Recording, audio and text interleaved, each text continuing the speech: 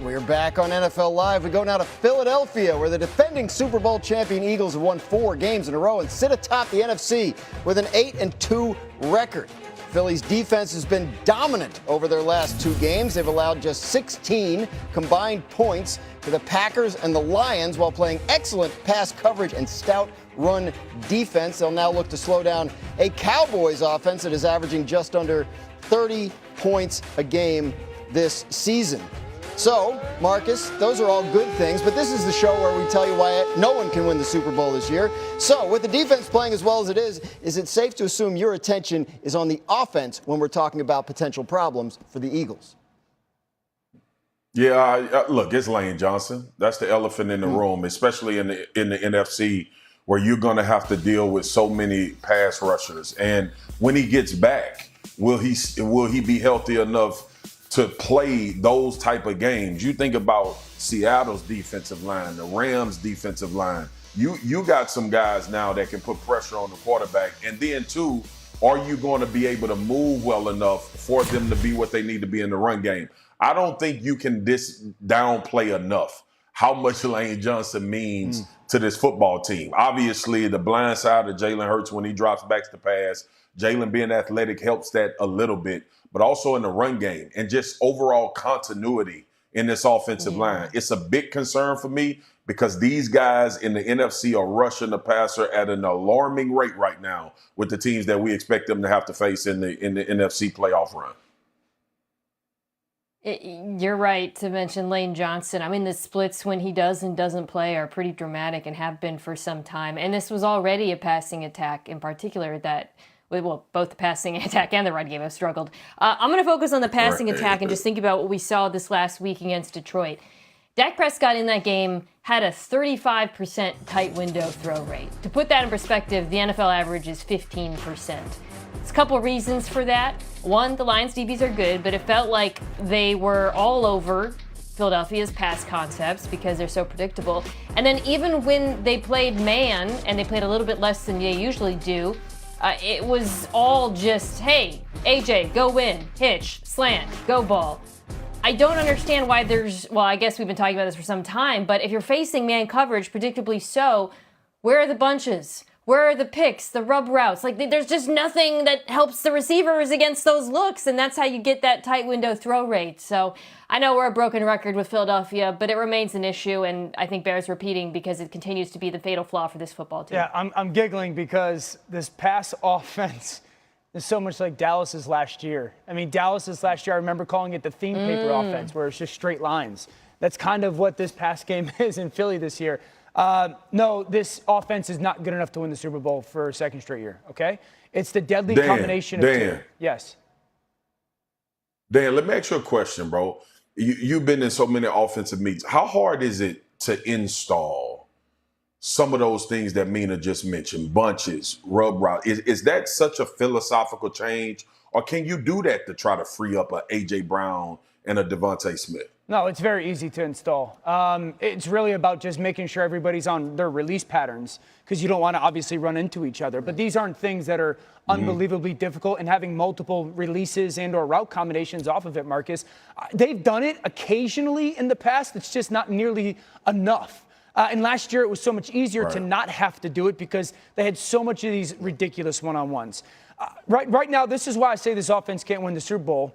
Is because it's the deadly combination of two things. Way too many 3-and-outs and not nearly explosive enough. Okay, so right now, 3-and-outs, they're the worst in the NFL. I can have you be a 3-and-out offense if you're unbelievably explosive. They're worse than middle of the pack when it comes to explosive plays. Or I can have you just be an explosive offense if you're crazy efficient. But they're neither. And so there's that deadly combination of they either get a 3-and-out or they have like one explosive player quarter. That's not going to be good enough against teams like LA, against teams like the Seattle Seahawks. It's going to come back to bite them unless they fix it. They got Dallas this week. Can Dallas get them? Oh, absolutely. Yeah? With the way that pass rush helped last night or looked last night, I'm not expecting it right now, but absolutely. Absolutely. Those division games, you never know. In spite of all of this, the Eagles sit atop the NFC playoff picture. They own the tiebreaker over the Rams because they beat them. The Chicago Bears have won 7 of their last 8, and they're currently the 3 seed, followed by the NFC South leading Buccaneers. Seattle, Green Bay, and San Francisco would get the 3 wild card spots if the season were to end today. Of course, it doesn't. So, Mina, we're talking about the Green Bay Packers now. What's their fatal flaw over the back half of this season?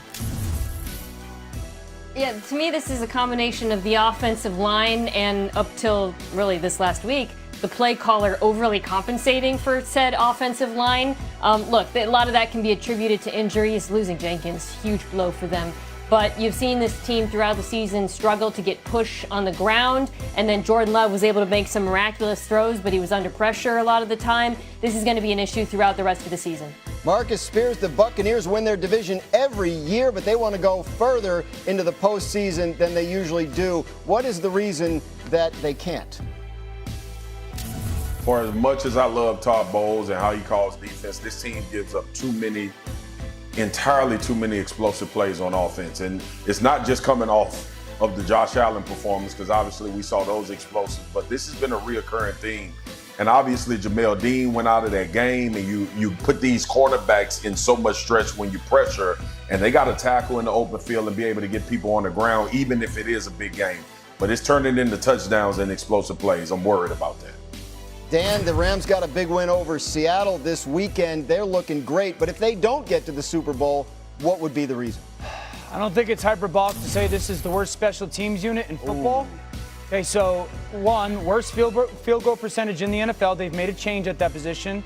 2, it's the worst kick return, both punt and kickoff return yardage in the NFL.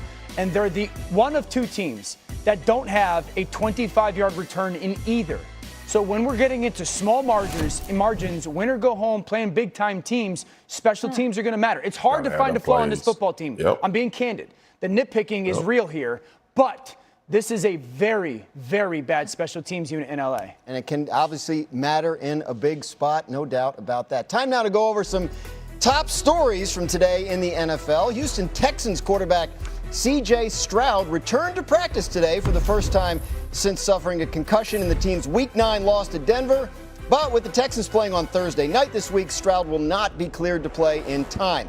Coach D'Amico Ryan saying a couple hours ago that Stroud will be out again this week. Texans will go with Davis Mills for a 3rd straight game, and their hope is that Stroud can be ready for a huge Week 13 matchup in Indianapolis.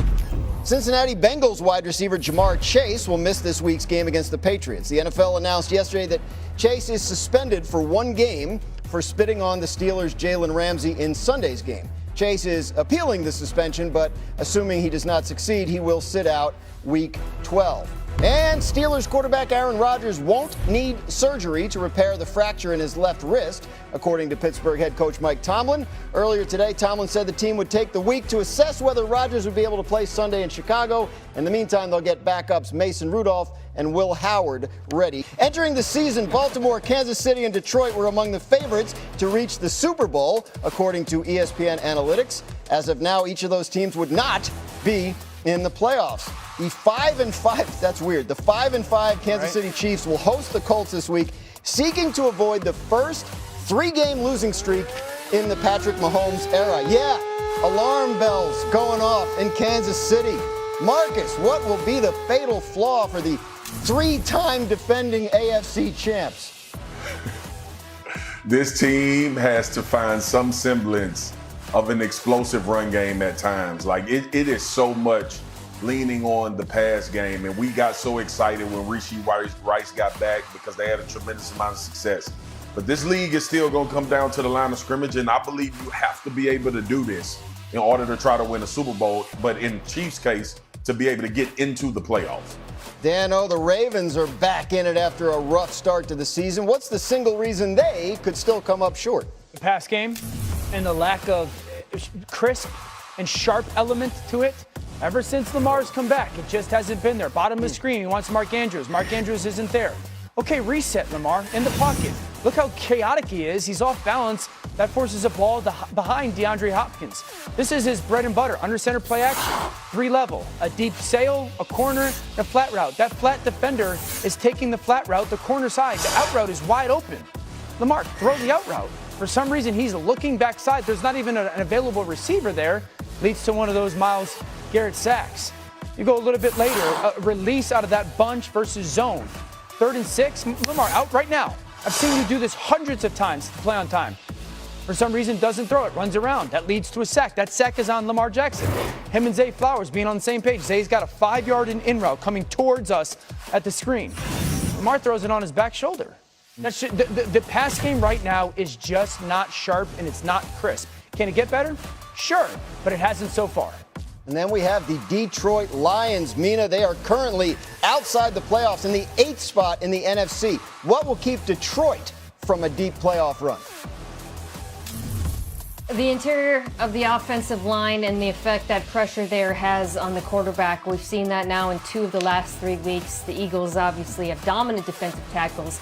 The Vikings were able to generate interior pressure with blitzes. And then you look at the competition that they're facing elsewhere in the NFC. Those 2 teams. We just saw the Rams create so much pressure inside against Seattle. And then on the other side of the ball, Seattle has one of the best interior defensive lines in the entire NFL, led by the great Leonard Williams and also Byron Murphy. This is a problem because, one, it's always been an issue with Jared Goff. He's been amazing in Detroit, but he does struggle a bit when pressure comes up the middle. And it also is an issue with this offensive line. There was a lot of change going into this season. They've had good games, but it is young and there are problems, and great defenses have exposed them. Yeah, as the Frank Ragnow retirement really starting to show itself. Marcus, what have I always said to you about Jared Goff? Oh, play in rhythm and timing? If you keep him clean, he could throw it with anybody. And that's kind of what he's had since 2022 with Detroit. Sure. This year, it's not. And the reality is this. Jared's a pocket-passing quarterback, and the Lions offensively are a team that can't keep a clean pocket. And so you're in this situation where we know the quarterback is high level if you do this. Right now, they can't do this. They can't do the one thing that he needs to play at a high level, and that's got to be concerning for Detroit. Yeah, and look, y'all, we all in the same vein, but I just wanted to bring to attention some of these people that's going to be causing the problems for Jared Goff. Mina mentioned, obviously, the teams, but you look at some of the names, and you guys know this. We talked about Chris Jones for years, about how he impacted games by his play, either in the interior movement or outside. But you think about Tampa and Vita Vea and his ability to push the pocket. Byron Murphy, Byron Murphy and Leonard Williams on the same team. You think about Jalen Carter and what we're starting to see from the Kansas City Chiefs, even bringing Nakobe Dean in some center of the pocket pressure. Jomo, look at these guys. Like, all of the guys that you're going to see in the playoffs, not Dexter Lawrence, take that name off of there as far as being in the playoffs. Well, but this NFC and this conference is littered with guys that can win one-on-ones. And we talking about Dallas and don't know if they're going to be able to get in the playoffs. But now Quentin Williams is added to that element as well. So if this run game doesn't take hold in Detroit and you're able to slow these guys and make them think run, I think you can take advantage of this offensive line, man. You say Dexter Lawrence, but they have him this week. They're playing the Giants this week, and they have some Could guys. cost them an opportunity to get in there. Yeah, that's they have right. some guys that can get after you, right? Yeah. So, yeah, we'll Don't forget see. the Rams, their defensive games, their stunts. I mean, goodness gracious, they wreaked havoc on Seattle. Still to come on NFL. I'm proud of you guys, man. Hey, man. Tough couple weeks.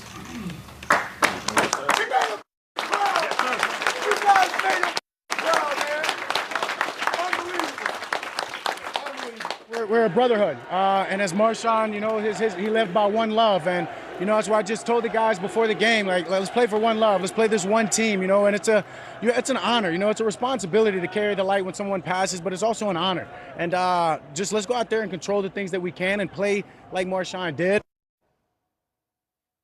Marcus Spears, you were in the building last night. How important was it for this Cowboy team to finally get together on the field after everything they've gone through the last couple of weeks? Yeah, Graz, I thought it was vitally important. You know, it was talked about the bye week was at a good time because gave guys time to process. But I went through this when I was playing with the Dallas Cowboys, and we wanted nothing more but to be together and play a game. And like you heard Dak talk about, honor our teammate. And I thought they embraced that fully. Being there, I talked to Dak before the game, talked to a bunch of the Cowboys personnel, and they were so happy that they were about to play football. And they didn't shy away from Marshawn Kneeland. They didn't shy away from his name. They made it about him. And that is actually what I enjoyed more than anything about the night, is that they embraced everything that came along with what that game was meaning to them as a team, and they banded together as brothers. And fortunately, they got a win. But, guys, it wasn't about winning. Right. It was about going out and honoring a teammate that they lost. And the win is great, and everybody feels great about it. But I think this team embodied and they magnified Marshawn Kneeland's name, and I think that's what last night was all about. And you heard their head coach, Brian Schottenheimer, tell them after the game that they had made him proud, and we will show you how they went about that once the game got started in Las Vegas. Cowboys taking on the Raiders. This was Monday Night Football. And first play of the second quarter, the Cowboys are down 6-3. Dak Prescott's going to find CeeDee Lamb for 6. Puts the Cowboys out in front 10-6. Ensuing drive for the Raiders there at midfield. Quinnen Williams, the new guy, fights through the offensive line and takes down Geno Smith. Jerry Jones loving that up in the press box. Midway through the quarter, Cowboys driving. Prescott's going to connect with CeeDee Lamb for a pickup of 23 yards, Dan Orlovsky. Cowboys in the red zone. Guys, those receivers, just so difficult to cover. This one felt like, okay, this offense started to get rolling. Jake Ferguson, soft spot of a defense, ball at Dak's hands quickly. That offense is starting to roll. Cowboys up 17-6. Next Raiders possession. Geno Smith tries to find Brock Bowers, but it's intercepted by Marquise Bell. Cowboys with a chance to score before the end of the half. I think Peyton Manning loved that throw. You think? From what I saw, he loved the fact that he did not take the check down in the flat. And then next Cowboys drive, Prescott's going to hit George Pickens, and he was pretty good last night. Special. Just throws the in route, puts his foot in the ground, runs away from the defense. I don't think the effort or the ability was great on the defensive end, but Pickens was fantastic. 33-16 final for the Dallas Cowboys. A big win after, as we mentioned, a rough couple of weeks. I'm Dan Graziano in for Laura Rutledge. We have Dan Orlovsky here in studio. We have Mina Kimes, and you already heard from Marcus Spears joining us remote. Mina, what did you make of that Cowboys offense last night? Yeah, I mean, look, we give the Cowboys a lot of grief for roster construction and some of the decisions they've made over the years with contracts, but boy, did they make a good call trading for George Pickens, because he's been unbelievable this season and he was at his best in this game. A reminder, by the way, that on any given day, I really believe George Pickens is a top 5 receiver league-wide, and obviously couple that with Lamb. Irrespective of the competition, his talents were on display. One thing that really struck me watching him, I mean, we talk a lot about his catch radius, the contested catch ability, the body control, all of that. But he is a menace with the ball in his hands. I mean, some of his movement abilities in terms of the cuts and acceleration coming out of them really do not make sense for a player of that size. And watching him hit that ceiling that he's capable of is a reminder that for all of the Cowboys' issues, and they remain, and I don't know how much we learned about the defense last night against the Raiders, because of George Pickens and CeeDee Lamb, they are a tough out for anyone, purely because of that passing attack. I didn't learn anything from the Cowboys last night. They got a good offense. Quarterback's a really good player. Their run action's really good. 2 really good receivers. Pickens' route running was fantastic. I thought the Raiders' defense was atrocious last night. Out of place, tackling poorly, bad communication, playing with poor leverage, didn't get after the quarterback. So, yeah, the pass game was good, but we know this pass game's good. This pass game has been good for every game but 2 this year. Their run action, their play action. Pickens was dominant last night, but I also don't think there was much restriction from this Raiders defense. And so the bigger test obviously is going to be this coming week against the Philadelphia Eagles. It was good to see them, after what they experienced, play at such a high level, no question. But this was, for me, so much more about how bad the Raiders defense looked, rather than we got some new information about who the Cowboys are. Yeah, we'll get more information. Their next 3 games are against the Eagles, Chiefs, and Lions. So obviously tougher tests await. But Marcus, Quinnen Williams made his Cowboys debut last night. They had 5 new guys on defense that were either injured or weren't on the team yet the last time they played. What did you make of Quinnen Williams in that new look Dallas defense? I like the depth that they have on the D-line, especially in the interior. I think Quinnen's ability is going to free up these other D tackles and pass rushers, and sometimes that's how you multiply and get better. And I'm along the same lines with Dan. Now, this was the Raiders, but I would be very concerned if they didn't dominate the Raiders' offensive line. I would probably have more worry if I didn't see them have that type of success. We saw Digizua get back into the quarterback as well. So stoutness and interior pass rush matters in this league. And I think adding Quentin Williams was going to make this defense better anyway, but getting DeMario Overshown back, getting a little bit healthier on the back end, defensively, these guys should get better because of personnel. And like y'all both said and already reiterated, next week will be a really good test. But I've seen Quentin Williams play well against really good teams, so I look forward to it. He had more sacks and QB hits last night than he had in all 8 of the games combined that he played with the Jets this season. So he was coming off 2 straight bye weeks. Interesting. Jets had a bye week, then they traded him, and then the Cowboys had a bye week. So he was fresh. Being happy matters. Which was good.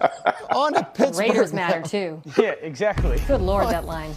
Steelers quarterback Aaron Rodgers suffered a fracture in his left wrist in Sunday's victory over Cincinnati. He was replaced by Mason Rudolph and did not return to the game. Steelers put Rodgers through various exams on Monday to determine the severity of the injury. New on NFL Live, this is Steelers coach Mike Tomlin earlier today.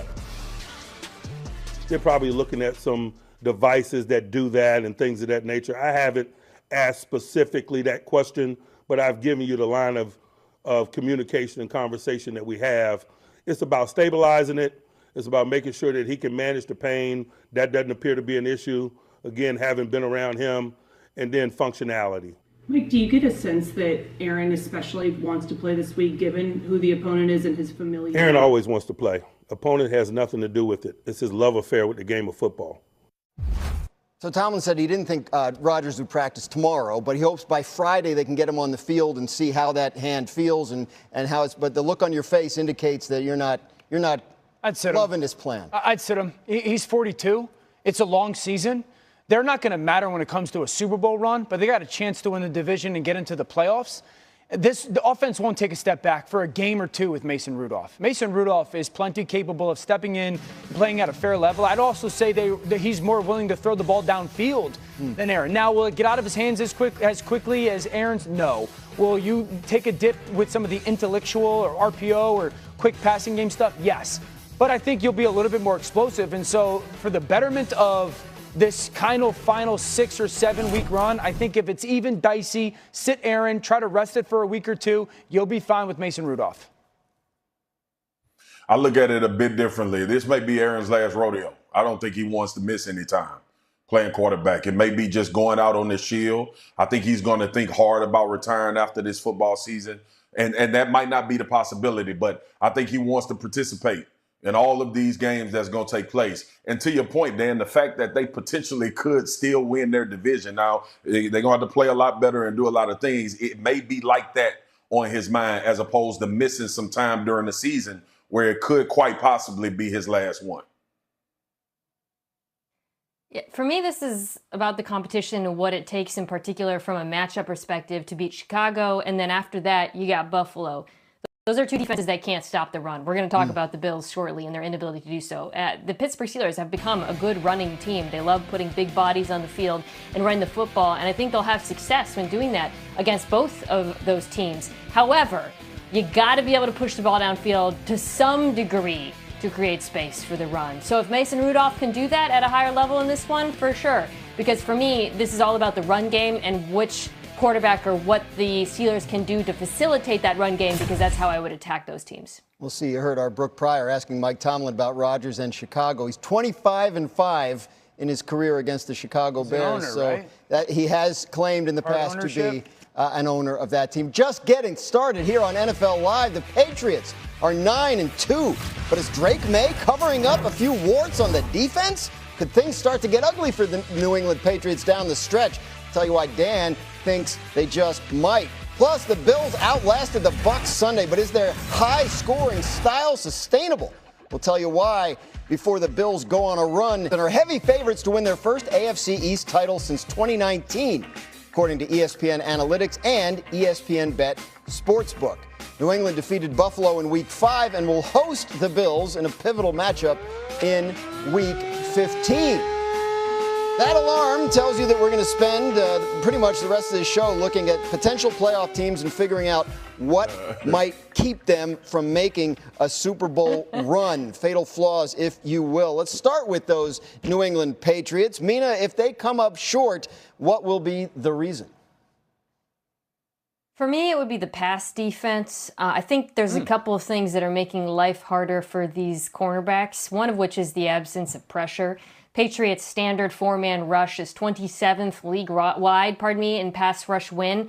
Opposing quarterbacks have a very long time to throw. These cornerbacks are just being asked to cover for too long. You see that time and time again, and especially against really good receivers like Drake London, you remember, not so long ago. And then the other thing is this.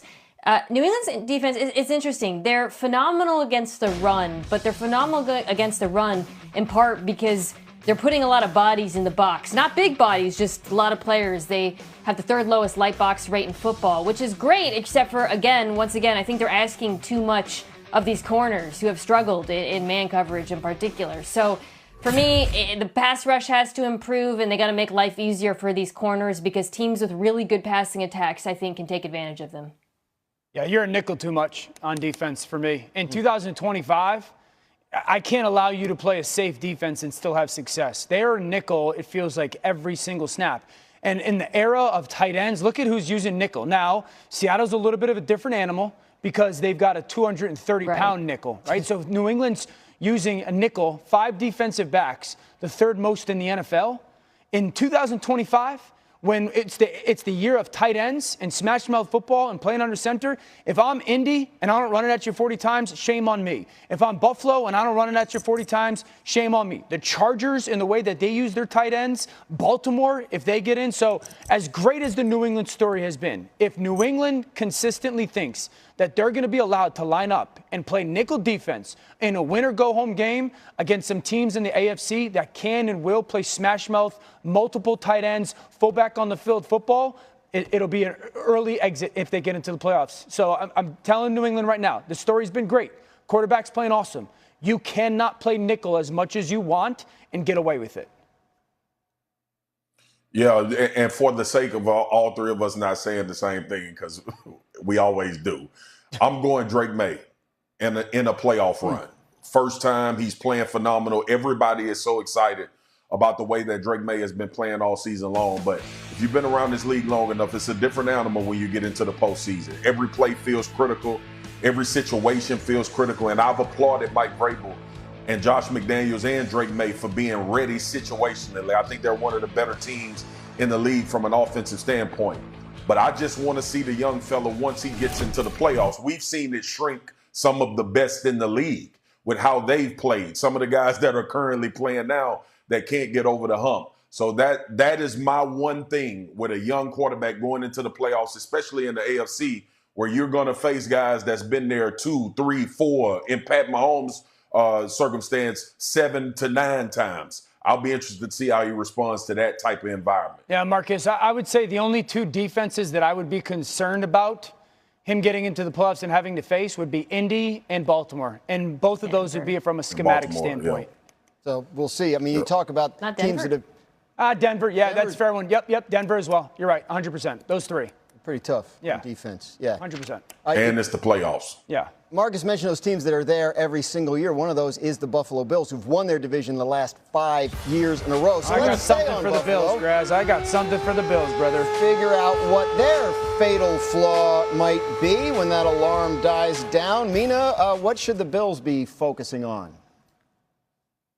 Yeah, this one's glaring. It's run defense, in particular when offenses use motion. And when they do, they're tied for allowing the most first downs on the ground in football. They're 28th in yards per carry, 5.4. You saw this on display against Tampa time and time again. I mean, on the long Sean Tucker run for the touchdown, I think it was Cam Johnson who comes across the formation and half of the Bills' defense goes with him. This is compounded by the fact that the edges struggle with misdirection and the run game went after Bosa a few times. The linebackers and DBs are getting thrown out the club. I mean, if I'm a team, I don't know why you throw on them. Quite frankly, Tampa on 3rd down, I was screaming, just run the ball and then run it again on 4th down, because this is a huge problem with this Bills team and is going to continue to be a problem unless they get it fixed. Yeah, the good thing is Indy only averages like 7.5 yards per carry when they run the ball with motion.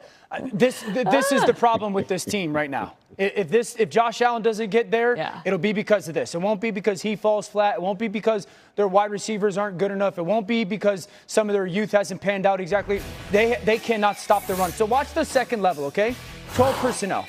There goes the motion. Watch the linebacker level. So one group of linebackers, as they're shifting over with this motion, is too close together. And then what that means is that other group of linebackers is too far apart. And so now before the ball gets snapped, I have a seam.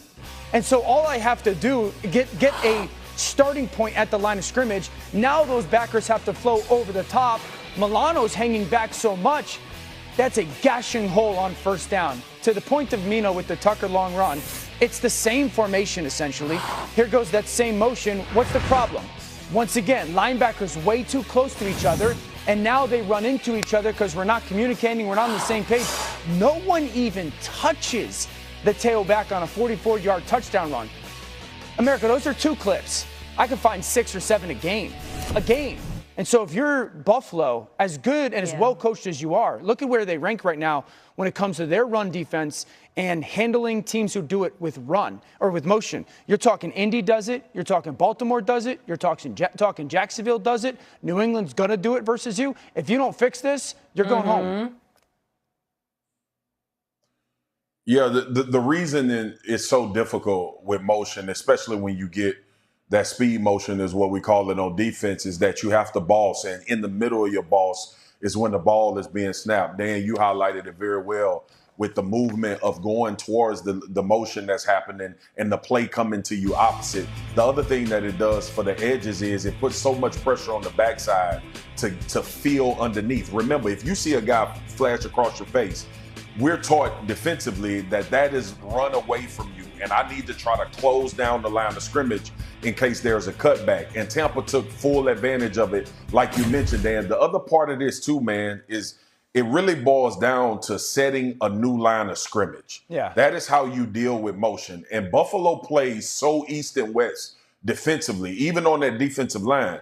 They need to start getting north and south. I think that needs to be a point of emphasis for Sean McDermott and his defense, because regardless of motion, if you create a new line of scrimmage, you obscure the back ability to see cutback. And that is what they look like they're so concerned with, is why you see those gaping holes, D.O., when the back gets into the line of scrimmage. They have to get penetration. And remember this, y'all.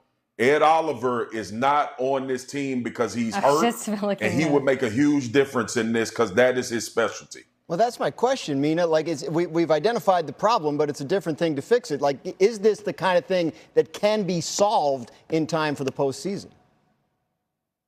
Yeah, Ed Oliver's return would be massive because you do see at the line of scrimmage they are getting bullied. I think, Dan's point about, though, the spacing at the linebackers is massive. Now, again, some of that I think is just going to be a personnel thing. Matt Milano, you're seeing some regression with age, of course. But these are players who have been better against the run in the past. Players like Taron Johnson, for example. Bernard played decently. So I do think that they can be better, but it is going to have to be a team-wide effort because there are a lot of culprits when you watch these plays back. It's not just one guy. I think the 2 things that they can do better defensively. One, and this is what happened in the second half this past weekend, the backers played way more downhill than side to side. To Marcus's point, less east to west, and they just attacked. That has to happen more. 2, this defense has for years been much better playing zone than man. I think they're much better playing man than zone right now. And I think the more that they can play man on early downs, the less eye confusion they'll see in their zone defense. And so maybe some of that motion and misdirection, it won't impact them, but I think they have to commit to playing man coverage more. We know the adjustments they'll need to make. We'll see if the Buffalo Bills can make them. Much more still to come.